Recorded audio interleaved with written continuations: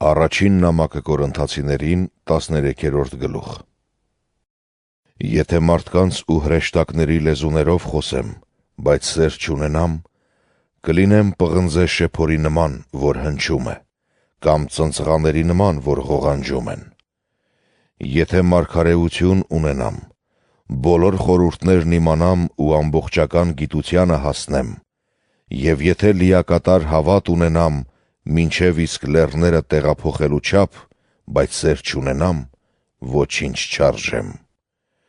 Եթե ամբողջ ունեցվածքս բաշխեմ աղքատներին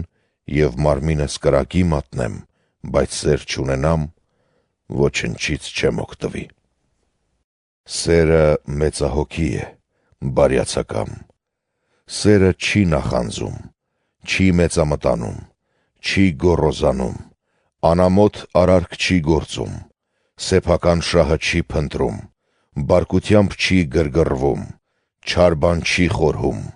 անիրավության վրա չի ուրախանում, այլ ուրախակից է լինում ճշմարտությանը, միշտ տոկում է, միշտ հավատ է ընծայում, միշտ հույս ստացում, միշտ համբերում է։ Սերը երբեք չի վախճանվում,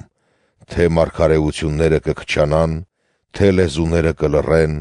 թե գիտությունը կանհետանա։ Այժմ մասնակի գիտենք եւ մասնակի էլ մարգարեանում ենք։ Բայց երբ գա այն, ինչ կատարյալ է, կանհետանա այն, ինչ մասնակի է։ Մինչ երեխա էի, խոսում էի երեխայի պես, խորհում էի երեխայի պես,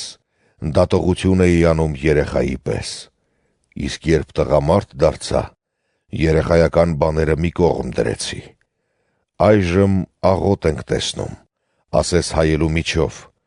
իսկ այն ժամանակ կտեսնենք դեմ հանդիման։ Այժմ մասնակի եմ ճանաչում, իսկ այն ժամանակ կճանաչեմ այնպես, ինչպես ինքն է ճանաչում ինձ։ Արդ մնում են այս երեքը՝ հավատ, հույս, սեր, եւ սրանցից մեծագույնը սերն է։